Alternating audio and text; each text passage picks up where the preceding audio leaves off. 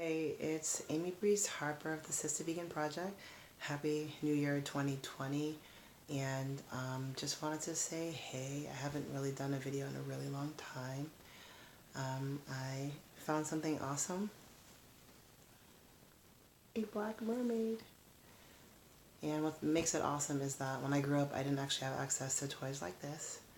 And I found this for $1.99 yesterday at Goodwill. And I threw her in the laundry and washed her, and now I have her. So it was nice. It was nice to find that. Let's see, last week I gave a workshop at a university about how gendered racism operates in the workplace. And I think what makes my framing unique is that usually when people take gender bias in the workplace training, it's kind of like one-dimensional, kind of assumes gender is kind of in a vacuum, even though there are cultural influences. It's spoken as if it's just kind of this one thing. And what I brought to the table was that let's go back 500 years if we're talking about the workplace in the context of the United States as a white settler nation, and the logic behind what it takes to engage in nation building under that that logic, which was a white supremacist racial caste system. It was patriarchal, and it was a binary when it comes to gender roles fused with race, and repositioning white land-owning men at the top, right? So let's really think about how that affects the workplace 500 years later,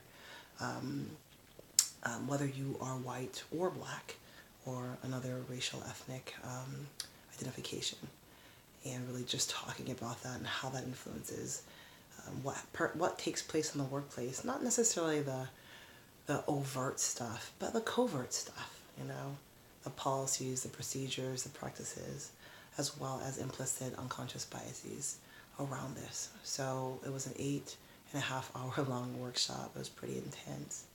And it was a little exhausting. I was losing my voice and was coughing like every 5 minutes.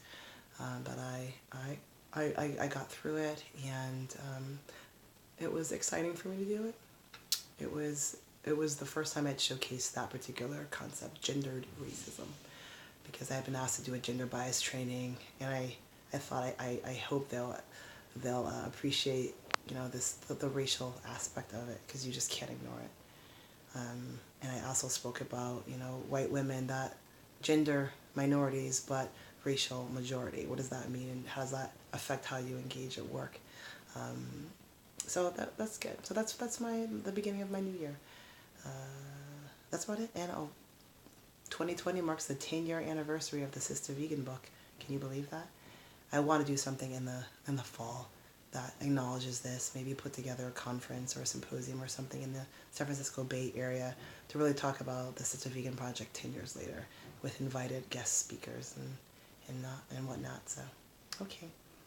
Bye, everybody, and check out my Lauryn Hills. Always a conversation starter.